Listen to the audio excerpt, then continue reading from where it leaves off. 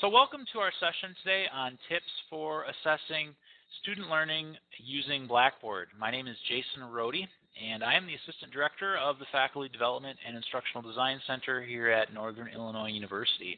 And it's my pleasure to kind of lead this online discussion. This is the third or fourth in a series of sessions that we've done over lunchtime talking about tips and sharing tips for various aspects of using Blackboard for teaching and learning.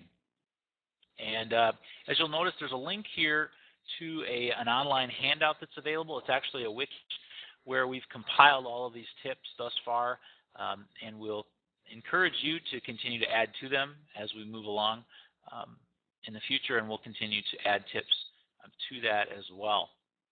Our agenda today, I have a few preliminary thoughts on just online assessment in general, and then want to share some tips. And I've kind of categorized these some different classifications of looking at some of the key Blackboard tools. So we'll look at some general online tips, assessment tips, and then talk about surveys in Blackboard and some tips specifically related to conducting surveys, tests and quizzes, and then assessing discussions. That's another form of assessment, another tool that you could use for assessing learning. And then finally, some tips for using the Blackboard plagiarism prevention tool, which is called SafeAssign. And certainly we'll have some Q&A as we go along here today. I don't didn't initially plan on showing much directly within Blackboard, as I've just kind of compiled these, but certainly I'd be willing to, if anyone has specific questions about some of these tools in Blackboard, I'm happy to address those as we move along, and can hop into Blackboard if need be to demonstrate any of the tips that we're going to talk about here. I also want to say that this session in particular, we do offer a lot of hands-on workshops on how to use all of these tools, as well as talking about best practices. So today is really more kind of geared at specific tips for those that maybe are familiar with the tools already, some things that you might want to keep in mind that may help you be more efficient in your use of the tool and perhaps improve the experience for the student. So first of all, what I'd like to do before we jump in is get a sense of where everyone is connecting from. And so what I have here is a map of the U.S., and if you could click on the arrow tool that you're going to see in the toolbar in the upper left-hand side of the screen, and then click on the map where you're connecting from here today. We do open up these online sessions for individuals across the U.S. and around the world to participate, and it's fun to see where people are at. Looks like Tom is out on the East Coast, and glad to have you here, Tom, with us today. I'm just curious how you found out about the session. If you could just type that in the text chat area, that'd be fantastic. But want to welcome everyone and encourage you as we offer future online sessions. The Twitter, yes, Tom, that makes sense. Glad that you found us through Twitter, and we will continue making notice of when we have these new sessions in the future. But we do open these up and encourage anyone to participate in them. So first of all, what I'd like to do here is get a sense of what assessment tools you currently use or you're familiar with in Blackboard. So this will help me get a better understanding of maybe what you're familiar with. So if you could go ahead and respond to that question. I think it went away. I'll put it back on the screen. Sorry about that. But yeah, just check all of these that apply. So any of these tools that you currently use or you're familiar with, kind of what they can do. If you could just check those options and then click the submit button once you're finished. We'll give everybody an opportunity to respond here. Yes, Tom, while we're waiting, I even noticed, thank you for the response and sharing your blog that you're using for your class.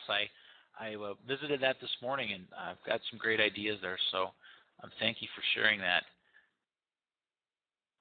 So it looks like we've got a nice mix. Looks like most of you are pretty familiar with all of the tools. Some perhaps a bit more than others. Tests and quizzes, pretty familiar, and assignments as well. And looks like most people have heard of, there's a mix of at least each of the tools here. So that's helpful to know as we jump in and talk about these different tools here today. So first of all, let me talk just a little bit and pose a few questions for you to consider. As we think about assessment and using online assessment tools, I'm always hesitant to just jump right in and look at specifics of how these tools are used, because oftentimes my experience in working with faculty is it's easy to jump in and just want to know what the tool can do, but really I think it's important to take a step back and consider really your objectives for your course in general, and think about how is that technology and these online assessment tools, how are they going to supplement, how are they going to facilitate meeting of those objectives in your course. Thinking about how you currently measure student learning and whether or not students are meeting the objectives that you have. What are you doing right now? The online assessment tools in Blackboard, certainly some of them are more efficient and superior in many ways to some of the traditional assessment approaches, and yet there are others that sometimes, an online quiz per se in Blackboard might not be the best type of an assessment. So I think it's important to take stock first and foremost of how you're assessing, and thinking about what are the instructional materials that you are currently using to help facilitate the learning process. What are the resources that you're providing your students? Stock in what those are, I think, is helpful before you jump in and think too closely about types of assessments. A couple questions I like to also pose about really the active learning process that your students are engaging in throughout the course. What are you doing to keep them active and engaged? How are they interacting with you in the course? And depending on the format of your course, whether it's fully online or a blended course, or maybe you're just using Blackboard to enhance your face-to-face classes, what are the elements that you want to that are working really well, and what are the things that perhaps you'd be open to looking for some opportunities to improve, to make some change? Thinking about the types of assessments that you're currently already using, what are those? Taking stock in those, and then the purpose of these. Are you fostering the learning process, or maybe this is just a formality? Maybe a course that you're teaching is always assigned a final paper, and so that's just always the way it's always been. Perhaps there are some more efficient or more effective assessment approaches need to be considered. A couple of obvious questions here, but I like to throw these out there. Regarding your definition of learning, what is learning? And so many times in our assessments, really we're more or less measuring regurgitation than actual learning. And I think as we consider in our own individual courses that we teach, are we defining learning, and how do we want to measure that? And that should really drive the choices that we make when it comes to assessment tools. So I feel there are 3 attainable goals when we talk about online assessment. And these are goals that I shoot for in every course that I teach, whether it be blended or I teach in both blended and fully online texts. One being critical thinking, getting the students to think critically about what they're reading and what we're talking about. Not just taking it at face value, but really analyzing it and getting to some of the higher levels of Bloom's taxonomy. I look for ways to get students to apply what they're learning. So in the assessments that I assign, I really try to find practical ways that they can apply that learning. I like to think of them as kind of make and take learning opportunities where in the classroom setting they're engaged, but it's something they can take outside of the classroom and they can apply it in their immediate context. I teach teachers often in a couple graduate programs I teach in at different institutions, and these are all licensed teachers that are actively practicing in the classroom, and I really make an effort to try to make sure that they're able to apply what we're talking about, what we're learning into their teaching. And then finally, a really important component that I think we often neglect is reflection, and getting students to reflect on their learning experience, to kind of clarify and to consider how they've grown in the learning experience in the course. So those are my 3 goals, and I use a little CAR acronym here to remember those. But I think those are some attainable goals, and you likely have your own goals when it comes to why you're assessing and the choices and the types of tools that you're going to select. So really the bottom line is that the outcomes that you set really should drive the assessment, not the available technology. And we are going to look at the technologies, some of the key technologies in Blackboard. Not every course is going to use all of these technologies, nor should they. And not all of these technologies are really preferred or to others. It really depends on the specific course, the objectives that you have, and the learning that you want to foster in that course. So with that, let's jump in, and like I said, I've kind of broken these into a few categories, these tips. And again, these are just tips that have come to mind over the years as I've taught and worked with Blackboard, things that I've heard from faculty, and things that I wish I would have known when I first started using Blackboard. So certainly as we go along, if you have tips, feel free to type those in the text chat area or questions or comments as well. The first tip I would throw out there is faculty should avoid initially any types of high-stakes objective assessments online. A midterm or final that's all true, false, multiple choice, if that's a fully online quiz, you're really it's kind of a risky proposition. Number one, the opportunity for students to cheat is very real, and you've made it very easy by selecting that type of an assessment. But secondly, technology sometimes, you have to have a plan B when it comes to using of the technology. Nowadays, with online technologies, there are so many pieces that need to be working in order for that to be a cohesive and seamless experience. Any computer on either end, the server in the middle, something with the network line, there are any number of things that could happen. We had one of our participants in the workshop today. She tested her, she's not able to stay with us because she couldn't get her audio to work, and she tested her system, ran the setup wizard, everything worked at the time, but those things sometimes happen. So you need to have a plan B and be prepared. And so I'd really discourage faculty from jumping into high-stakes assessments, especially of the objective kind right away. If you're going to start using online assessments, I think it's really important to, and I always try to do this, is to have students complete some type of a practice version of a required online assessment so they become familiar with it. So if they're going to be submitting assessments to you each week, maybe papers or written assignments, maybe this one is just a practice where they can get familiar with the technology, make sure that they understand how it works.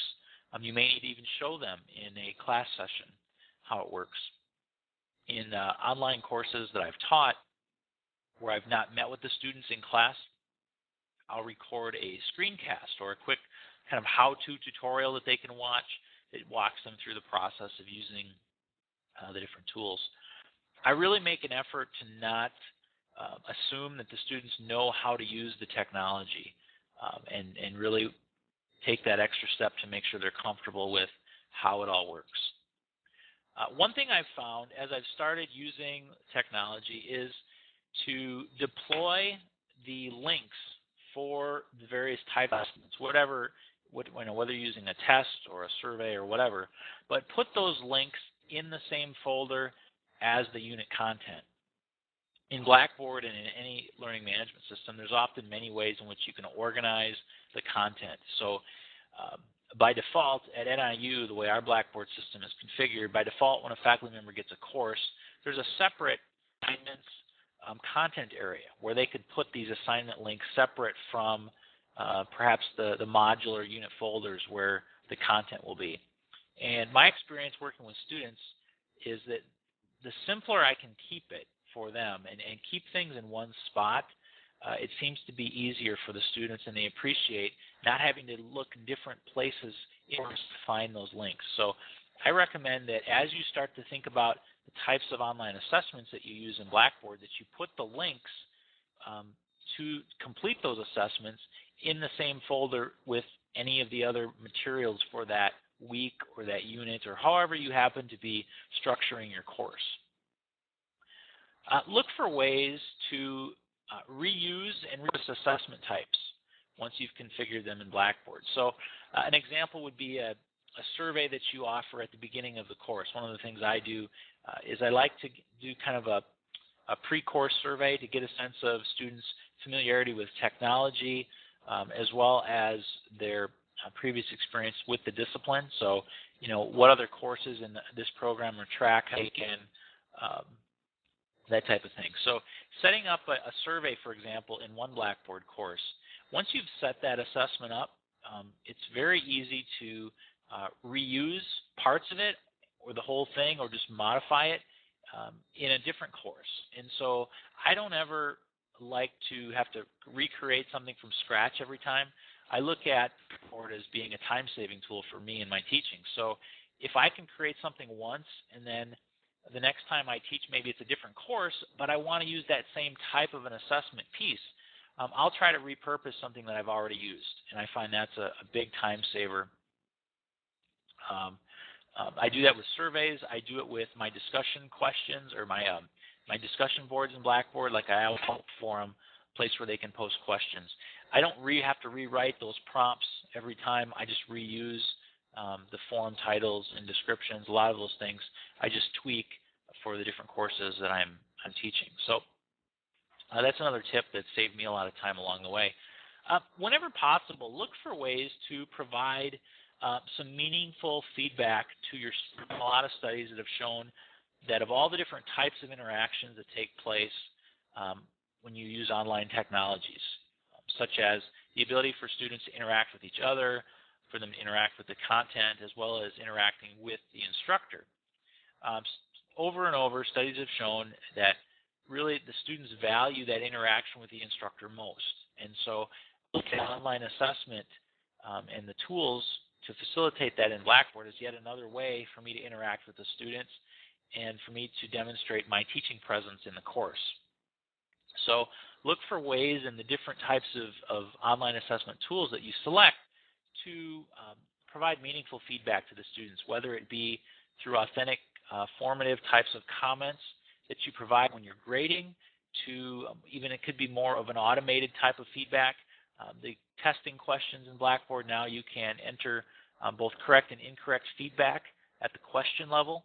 So when students complete a test or a quiz, they can immediately get feedback automatically based on whether or not they answered a question correctly, and you can bring that in so that they get that feedback right away.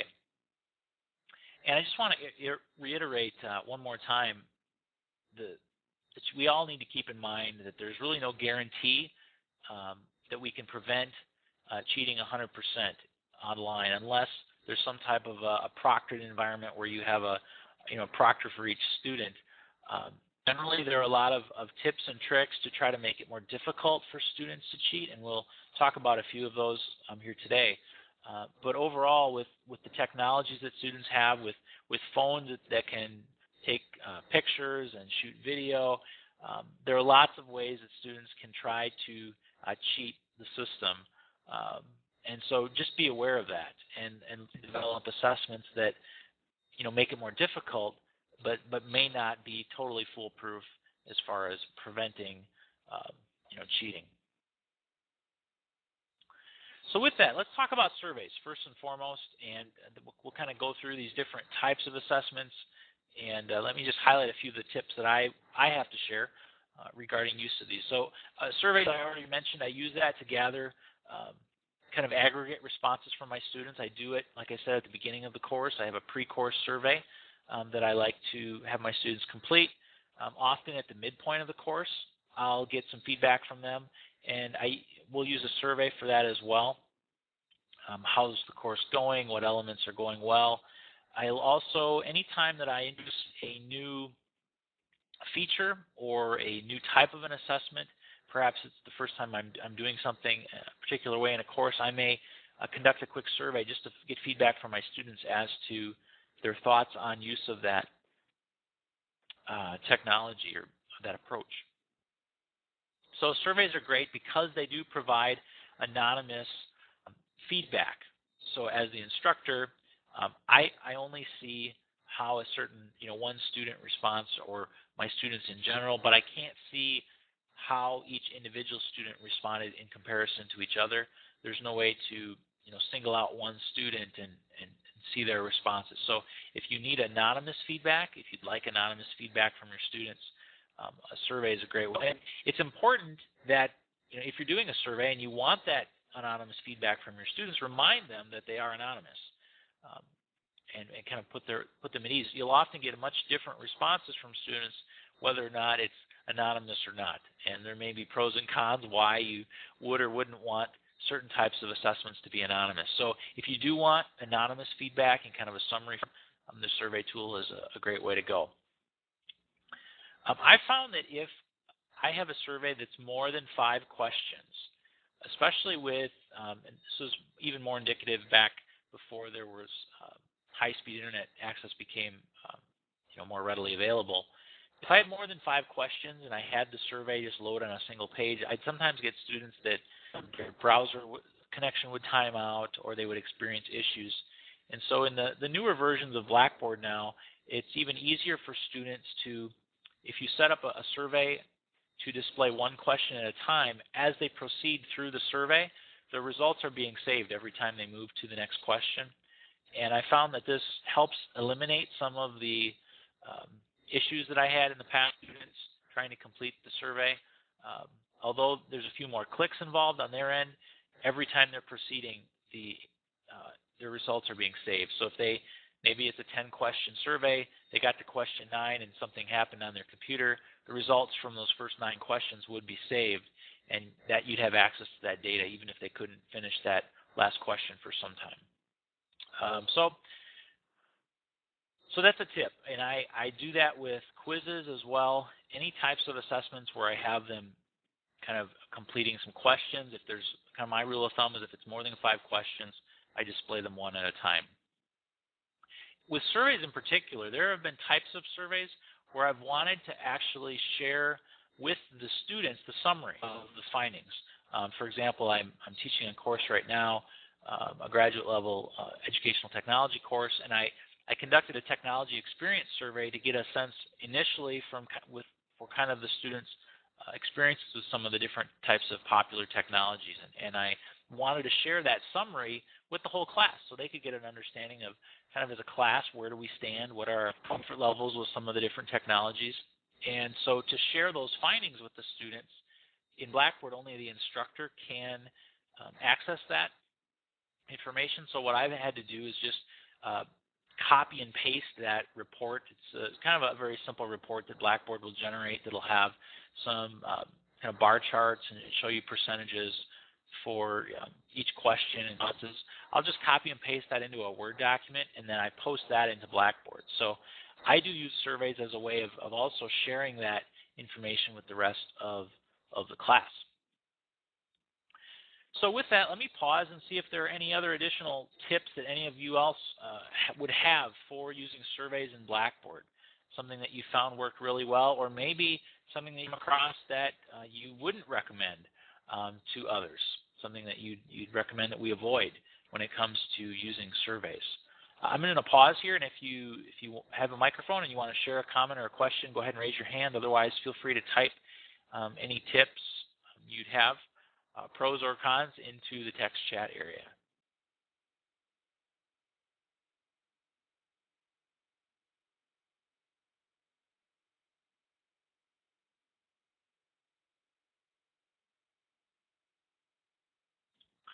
So Tom mentions that he's currently hasn't used the survey in Blackboard, but he has used the survey with Google Forms, and you've put that on your class blog.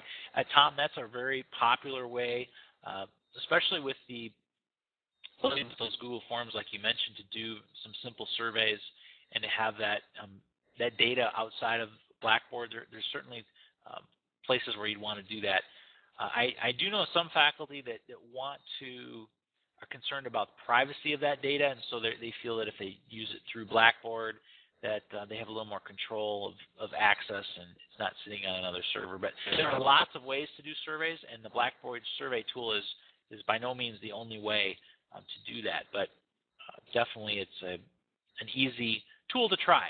And I'm not sure, it'd be interesting to compare the results, Tom, to what you would get in your Google Forms. I think you'll find your Google reports and the aggregate kind of summaries that might be a little more attractive than Blackboard's. But again, because it's integrated right within the course, it's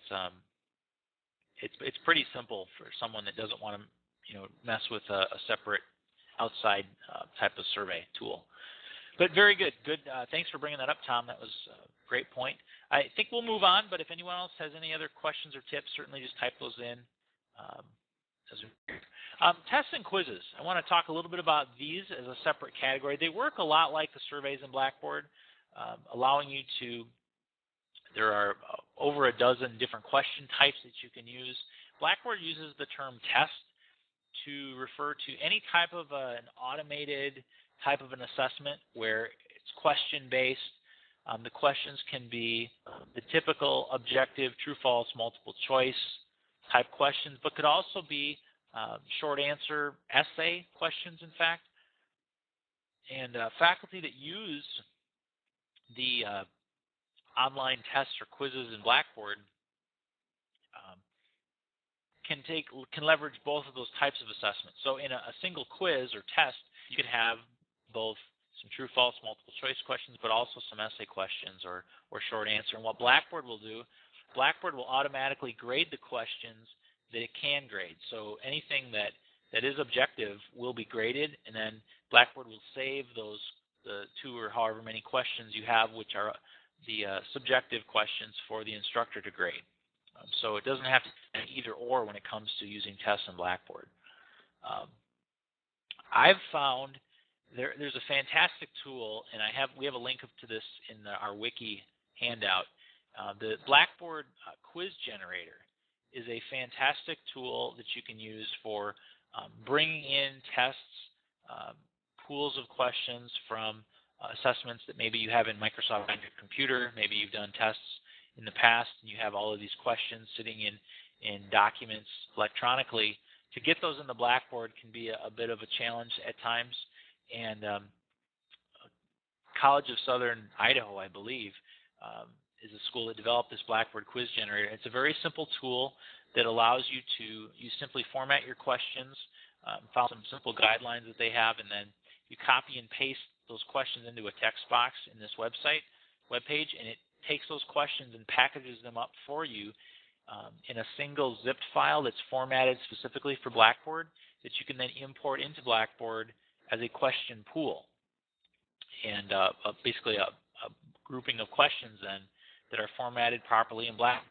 And then you can go ahead from there and build your quizzes or tests from the pools that you've added in. So it's a really easy way. It's if you just Google, Tom, Blackboard quiz generator, and maybe Stephanie or Dan, if one of you could put the link to that in the text box in the text chat here area, that'd be great. But very simple tool to use, and I've had great success. Anytime I'm kind of building a course and I've already got some existing questions that I want to get into Blackboard, I'll import them as pools and I'll get them into Blackboard using the Blackboard quiz generator. So thanks, Stephanie, for posting that. Yeah, and at that link, there's also a link to a documentation page where they have kind of the step-by-steps as to, and there's the link right there. Stephanie's one step ahead of kind of how you format your questions so that you can make use of that tool. I'm surprised that Blackboard hasn't yet licensed that or just made it part of the Blackboard suite. I'm guessing at some point they will, but that's a fantastic tool. I encourage you to use that. Another thing I would recommend is to use pools, not only in importing your questions, but in general, just as a practice of organizing questions. I like to organize them into question pools. So for example, maybe I know I'm going to have 4 quizzes in my course, and I roughly know at what points I want to have these quizzes. rather than a quiz and putting questions directly into the quiz, the way I set up my quizzes is I set up pools. And so I'll have a pool perhaps for chapter 1 of the text or lecture 1, for example, however I want to structure that. But I'll put the questions and I'll organize them in that fashion in question pools. And then in Blackboard, it's very easy to create a quiz or a test where you say, I want to take 3 questions from the chapter 1 pool and 3 questions from the chapter 2 pool. And you can have Blackboard randomly pull those questions for you so that you have a dynamic created quiz for your students. There's a couple of reasons I do that. Number one, the pools can very easily be exported. So if it's based or if I want to reuse some of those questions in a different course or share them with a colleague, I can easily export that pool, just those pool of questions. I can share that with another faculty member without having to give them or take out the entire quiz. I can just take out just that pool of questions. The other reason I do that is once I set up the tests in the course, the next time I teach the course, again, I don't want to have to reset up all of these tests every time. I want to do it once and do it in such a way that it saves me time in the long run. So what I'll do is when I copy the course, copy my Blackboard course from the former section to the new course that I'll be teaching, I do a copy so all of that copies over. And then if I want to add additional questions, I simply go into my test pools and I add the questions to the pools. And then I dynamically also have updated any quizzes that pull the questions from those pools, because the quizzes are in effect generated on demand when the student takes them, and it will randomly then pull questions at that time. So whichever questions are in the pools then are fair game for that quiz. So it's a really efficient way of updating the content. I know some faculty that have been teaching the same courses for years, and every time they teach the course, they add new questions. If they use pools, they could continually build that question pool within Blackboard and make it very easy to expand the kind of the scope and possible questions that are being asked. Check with your textbook publisher to see if they offer question pools already pre-built for your textbook. Many publishers nowadays are moving into the offering digital media and packaging that with adoption of a textbook for a course, and will often have that available free of charge for faculty. Sometimes they call it a course cartridge. That's a term you'll sometimes hear, which is not only question pools, but a lot of supplemental media. But there are some publishers at times where they'll advertise actually certain pools of questions formatted for some of the different types of learning management systems, such as Blackboard. So take a look at seeing if there are some available question pools already that you can make use of in your course. And I already alluded to this, but I try to use random blocks of question pools. So when I build a quiz, like I said, I'll pull questions at random from a particular pool. Or if you're going to set up a certain type of an assessment where you're going to have multiple iterations of, for example, I'm teaching a course right now where at the end of each week, the students are self-assessing their participation, and there are some questions that I want to ask them each week, and there's 10 modules in this course. So rather than creating 10, putting these questions in 10 times, into 10 separate quizzes, what I did is built a pool which had all 10 questions that I was going to ask, and then for each of the instances of that test, each week they're going to complete it. I just created a new test, and then I was able to reuse the questions from that pool. So it made it very easy now to update. And if I want to change a question next time I teach the class, I only change it one time, and again, I've updated all of the quizzes that are using it. Does anybody here use question pools? If you do, click the check mark, and if you don't, click the X button just to get a sense of who's using pools. Looks like several have and others not. But pools are very powerful, and if you're using quizzes at all in Blackboard, I encourage you to take a look at using pools. When you're deploying your test, keep in mind that setting up tests in Blackboard, it's really a two-step process, even if even newer versions of Blackboard make it seem as though you just create the test on the spot in a given content area. But really what you're doing, first and foremost, you're creating the test in what's called the test matrix. And then secondly, you're deploying it to a particular content area within the course. And let me just advise that as you're deploying the test, the part where you're actually putting the link in the course, you have to modify the test options in order for the course to become available to the students. And there are a plethora of options you have there. And Blackboard continues to add new features when it comes to how to control the experience of students taking that quiz. For example, is there a time limit? Can they take it more than once? What do they see when they finish the quiz? Do they see just the score that they earned? Do they see the questions that they got correct or not? Do they see feedback? You can determine how long they have until the link to the quiz disappears. Many different options that you have that we don't have time to talk all about today, but certainly we cover these in our workshops and would be happy to kind of explain those in further detail at a later date. But pay attention to those options and really take a look at those and be sure you understand how you're deploying this so that you're sure that the students all can have access at the proper time. If you accidentally check a box for a date and you didn't mean to do that, you might have some students that can't take the quiz because you mistakenly set a date that you didn't know you set. One of the things you have to be careful of as well is if you're reusing tests and you do use date restrictions, that when you copy that setup into a new course, you go in and update all of those dates.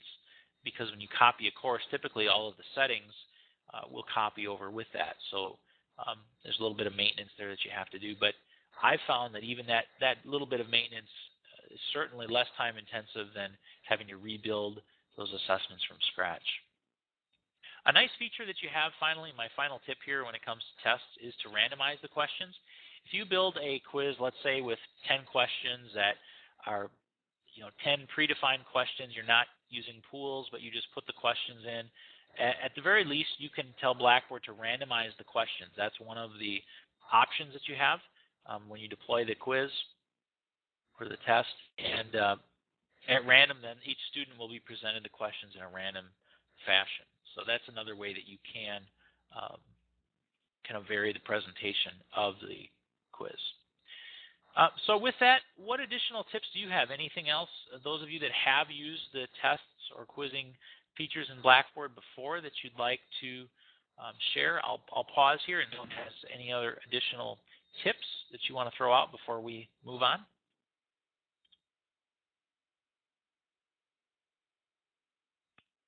Well, I'm not sure if this is assumed, Jason. This is Dan, and when I offer quizzes for my students, usually I will offer them the option of retaking the quiz, and they can take it as many times as they want. The goal, of course, is to do extremely well. I mean, and to get all of them correct. And so, if they do all of them correct, and since every time they retake the quiz, they have a different combination of items. One concern might be, well, I got a perfect score here, but I took it again and then I got a lower score. Is that they know that whatever their highest score was, they can keep that higher score and continue to take the quiz because it will, in most likelihood, give them new items, new questions, without having to fear that they'll pay a consequence for that by getting a lower score.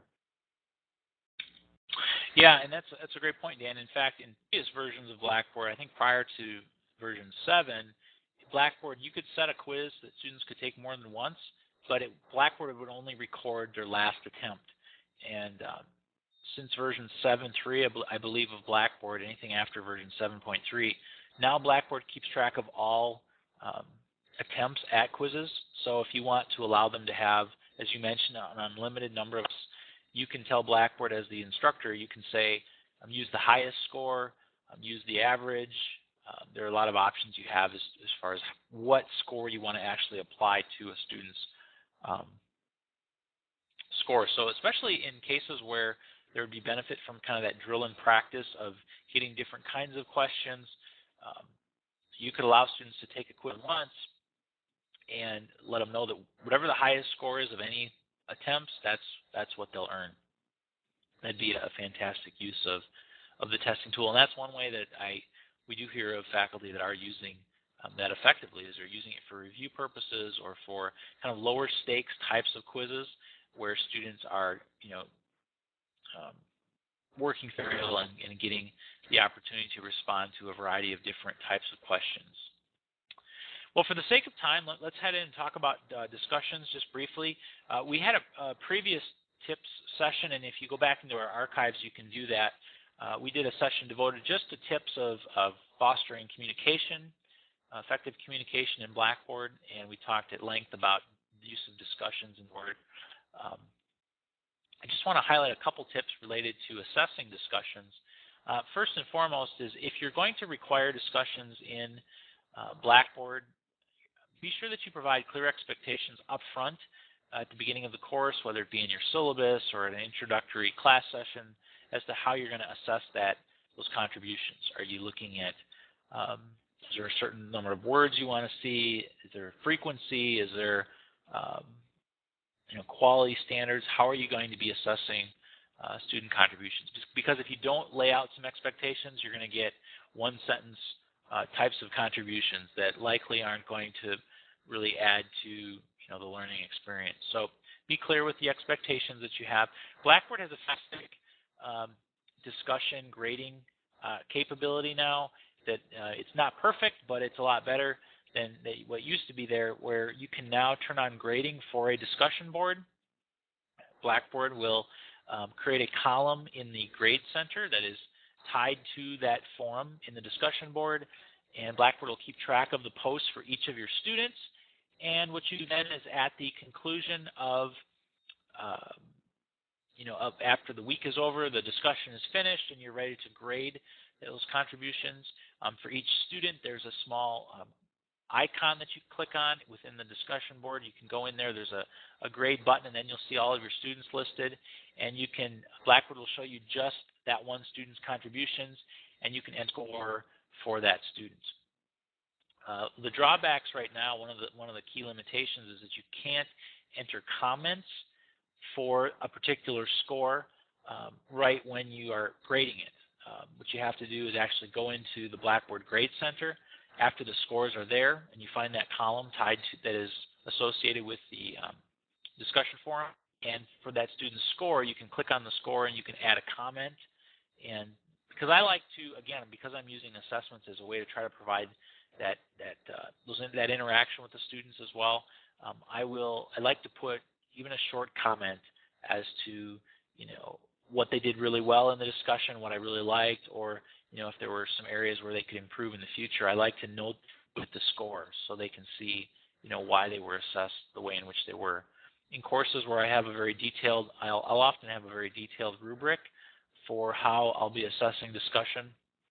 I'll often in the comments, let's say there are 4 criteria that I'm looking for each of those criteria, if there's a point value associated with that, I'll say, in the comments, how many points per criteria, so they can get a breakdown of why they were scored the way in which they were.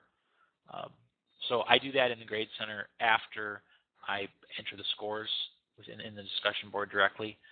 That's the way right now you have to do that. I'm hopeful that in the future Blackboard will add the ability to put the comments in right when you put in the score. That would be ideal to be able to have that. As far as discussion, do any of you have any tips for grading discussion in particular? Assessing student learning through discussion. If you have time for maybe 1 or 2 tips, if anyone has any that they'd like to share.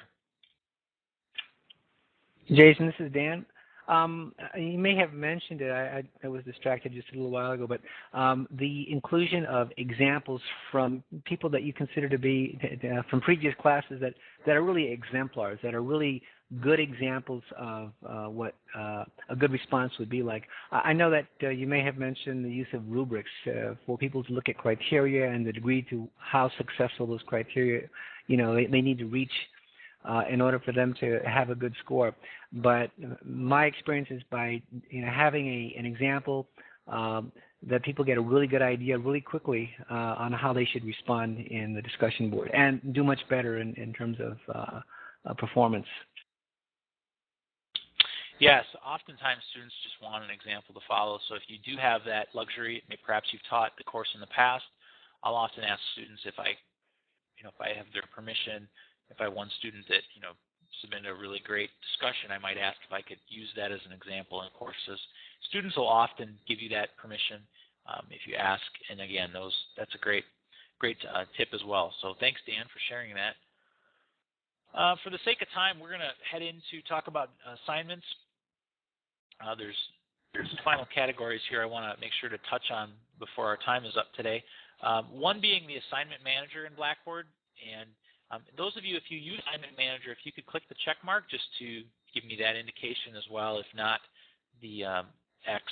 But the assignment manager is the kind of next generation of the digital Dropbox, and really, if you use the digital Dropbox, you probably need to get in the habit of using something else, as that is a feature that is being retired from Blackboard. But it ties, of course, the submission of assignments to the Grade Center and is a great tool to use for submission of assignments. One of the tips I would have is to attach instructions that you may have for the assignment directly to that assignment when you're creating it in Blackboard. So when you're setting up the assignment for students to take, if you have some detailed instructions, or maybe there's a template that you want them to follow, you could attach that file or files when you're creating the assignment, so they go to the assignment and they have everything there in one spot that they need to complete that assignment. After students are submitting their work and you have that in Blackboard, you can, in batch, download all of the submitted. In Blackboard, we'll kind of package them up neatly and allow you to download a single file that you can then unpackage the zipped file that you just double-click, and you can then have access to all of the submitted assignments and feedback, or the comments that students submit along with the assignments offline. So I often like to grade things and I may not necessarily have access to the internet. I could do them and then have them on my laptop, and wherever I am, I could then grade the student work. I found it really helpful to provide feedback to the students in written form when it comes to written types of assignments, to put that feedback directly in the context of the assignment. So what I like to do is actually if they're writing something in Microsoft Word, for example, I'll use either the track changes feature or sometimes just text that's a different color. But I'll enter that feedback right in the context of their paper, so then I don't have to try to be as explicit when I'm trying to describe the feedback in general. They can just go directly to, go right to where comment is in the context of their paper.